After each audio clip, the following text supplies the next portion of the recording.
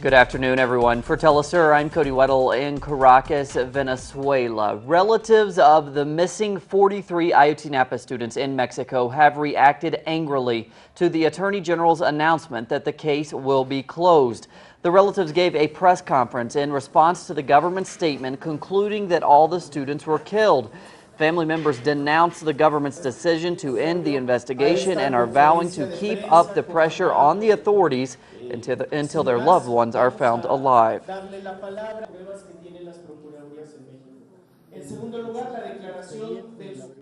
We reject the fact that today the prosecutor wishes to close the Ayotzinapa affair like this, by trying to make people believe in the theory that the 43 students were killed and incinerated. For more now on the government's decision, we go to our correspondent in Mexico, Clayton Kahn.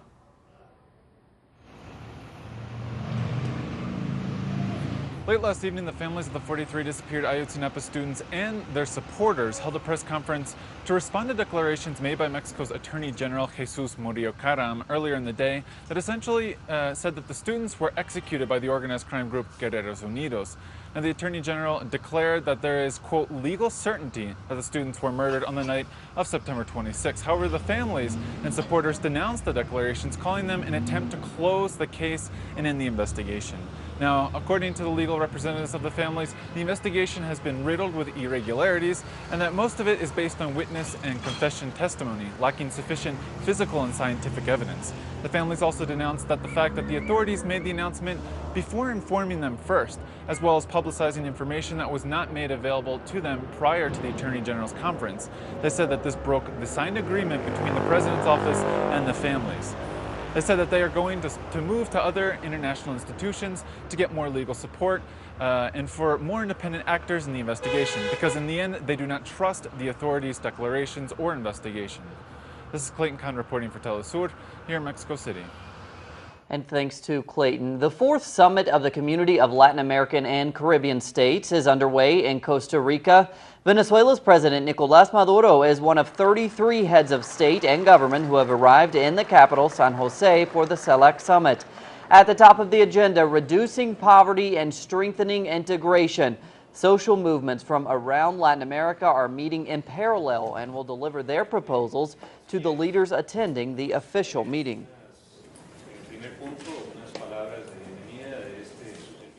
Taking a look now at the main points up for discussion at the CELAC summit. The far-reaching agenda will include member states' rejection of the U.S. blockade on Cuba. Also to be addressed will be the possibility of incorporating Puerto Rico into the regional body and a condemnation of U.S. sanctions against Venezuela. Measures to fight corruption and to enhance development and financial cooperation will similarly be discussed. During the summit, the temporary presidency of CELAC will be passed to Ecuador, the country which is also home to the headquarters of another regional alliance, the Union of South American Nations, UNASUR. We go now to our correspondent Liz Sherfius for a report on UNASUR's creation of a new South American criminal court. Representatives from the Attorney General's Office of Ecuador and analysts have gathered in Quito to discuss the creation of the UNASUR South American Criminal Court. The proposal, put forward by Ecuador's Attorney General's Office, is currently under consideration by other South American nations. On the work we have been doing for the past 2 years, we have received favourable opinions from the Attorney Generals of Colombia, Peru, Argentina, Bolivia and Venezuela, about 6 or 7 countries. Their Attorney Generals are in agreement with the creation of the courts. Attorney General Chiriboga said that the creation of the South American Criminal Court is not intended to compete with the International Criminal Court, but would rather focus on those transnational crimes, such as drug and human trafficking, occurring in the region. These crimes, instead of being transferred to foreign courts, would be under UNASUR's jurisdiction in what he described to be a mobile court, tried throughout UNASUR member states.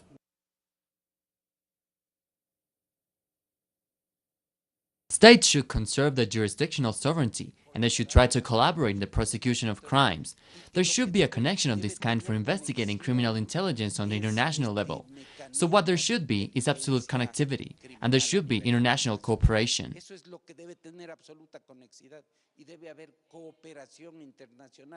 The creation of the South American Criminal Court would institutionally allow for those transnational crimes committed within the 12 member states to be tried within the region, giving jurisdiction and sovereignty to the UNASUR body. Liz Scherfius, Telesur, Ecuador. And thanks to Liz. In other Ecuadorian news, President Rafael Correa has warned about recent rumors regarding the status of the nation's armed forces.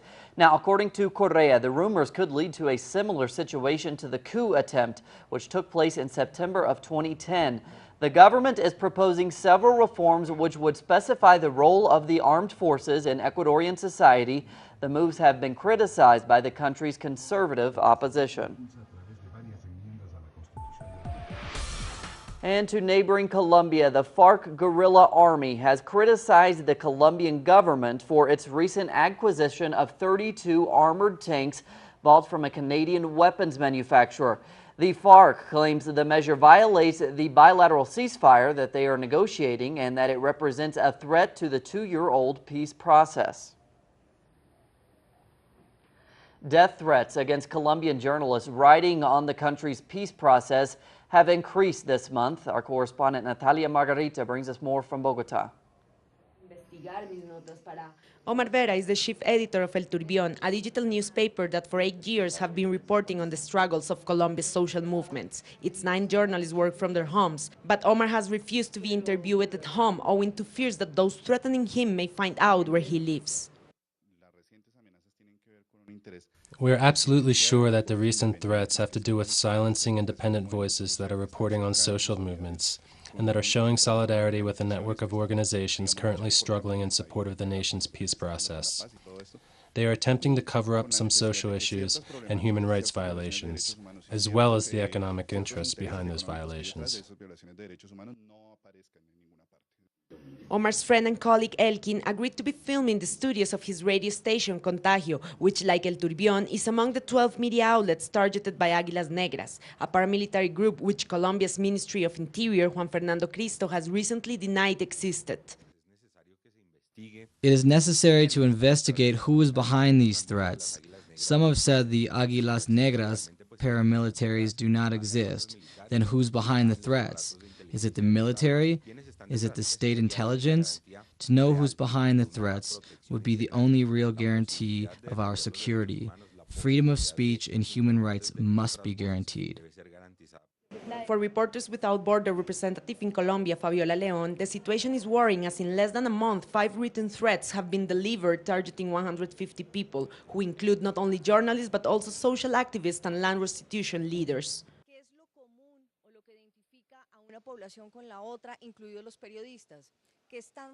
What these people, including journalists, share is that we have been talking about the peace process, that we have been working on the resolution of social problems that could serve as a basis for the final deal to put an end to the armed conflict.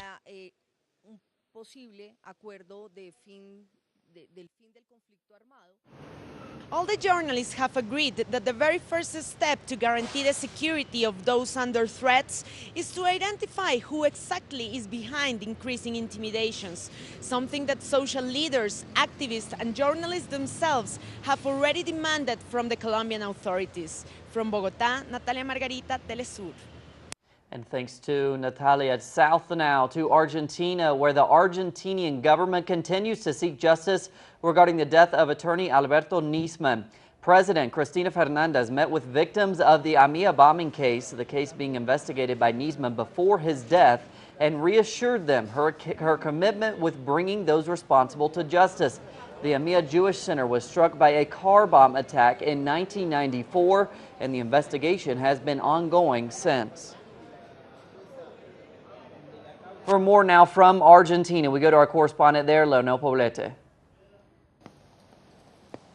The president met with relatives, survivors and friends of the victims of the AMIA terrorist attack. They requested that the head of state exhaust all efforts to keep the investigation of the attack of the 1994 Israeli mutual alive in an audience held at her official residence on Tuesday. In declarations to the media following the meeting, the family, friends and survivors of the terrorist attack all agreed that the case involving prosecutor Nisman's death must be solved in the shortest time possible. Gerardo Beer of the 18J Association of Survivors, Families and Friends of the Victims of the AMIA terrorist attack confirmed that this Wednesday, representatives of that association will attend a private audience with Argentina's Attorney General, Alejandra Gils Carbó, to ask her to designate all the prosecutors required to preserve the investigation so that they can have a valid answer about the course of the investigation. Leo Polete Coluti reporting from Buenos Aires.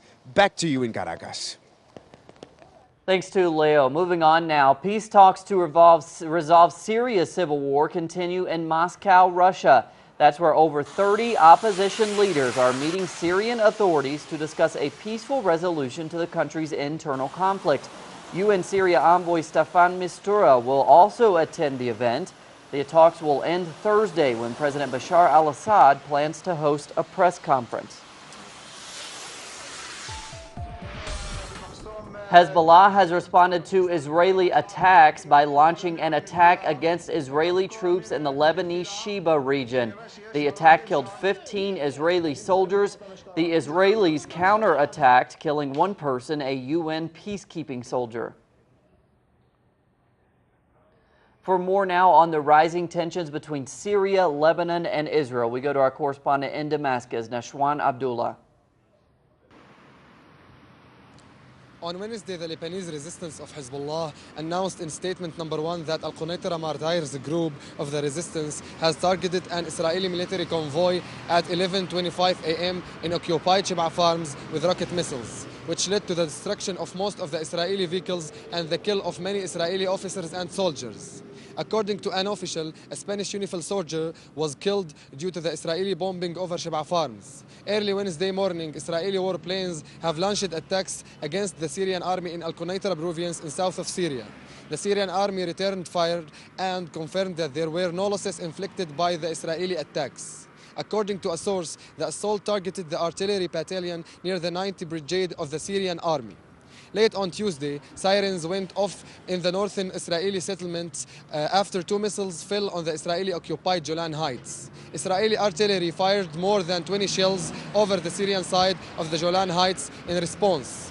Open tension on the borders between Syria and Israel have increased significantly, and Israeli media is reporting that bomb shelters in all the northern Israeli territories have opened.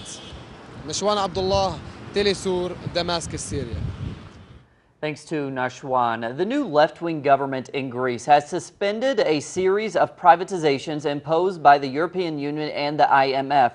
At its first cabinet meeting, the Syriza-led coalition announced an immediate halt to the sell-off of the country's public electricity system, as well as ports and airports. It also agreed to rehire some of the civil servants sacked as a result of the memorandum with the EU Troika.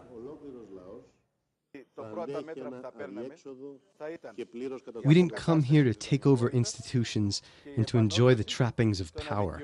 We came to radically change the way in which politics and government is carried out in this country. The first measure that we say we were taking was the return of legality, the correction of injustices. We did not bring the cleaning ladies to the European Parliament so that they could remain laid off. But this is not about new hirings or rehirings. This is about the resigning of illegal layoffs. Gazans are still waiting for the money pledged for reconstruction after Israel's offensive last year left the coastal strip in shambles. Our correspondent Noor Harazin has an update on the ongoing wait for financial help. The $5.4 billion pledged for the reconstruction of Gaza has not yet been delivered. The funds were agreed on in Cairo in October after 2 months disproportionate Israeli attacks on the occupied enclave. The UN Agency for Palestinian Refugees said Tuesday that it cannot afford to repair Gaza homes damaged by Israeli forces. We are in a very critical financial situation here in the Gaza Strip. We are forced to stop paying money for repairing the damaged shelters that had been destroyed during the Gaza war, or for substantial fees, for rental fees actually here in the Gaza Strip. What reached us, it's about $135 million. We asked for $724 million during Cairo, Reconstructing Gaza conference, but unfortunately nothing reached of that money to Gaza. We have paid $77 million for rental subsidies and for repairing the shelters of more than 96,000 shelters that had been destroyed. We have to pay for them, for the rest of them also, or for another payments for them, for the rental subsidies or for repairing their shelters, but unfortunately we don't have money. United Nations body for Palestine said more than 96,000 Palestinian homes were destroyed or damaged during the Israeli attacks. It added that so far $77 million have been given to 66,000 Palestinian refugee families to repair their homes or find a temporary alternative. صعب كتير على الوكالة، وهذا باعتباره استعمار جديد، انه تمنع بدل اجار للناس او توقف بدل اعمار. هذه حتكون حرب جديدة، وهذا يعني انا متوقع من الايام الجاية حتكون صعبة جدا. The United Nations Relief and Works Agency for Palestine stated that some funds are available to begin the reconstruction of totally destroyed homes. But it added that cutting subsidies to displaced residents currently renting alternative accommodation could force large numbers back to UN schools and centers which are already sheltering 12,000 people. Noor Harazin, Telesu TV, Gaza. To Ukraine now. At least 23 people were killed in the eastern rebel-held regions of the country after renewed shelling from government forces as fighting continued. Kiev announced a new loan with the United States in the amount of $2 billion. Meanwhile, the European Union has drafted a new set of sanctions against Russia.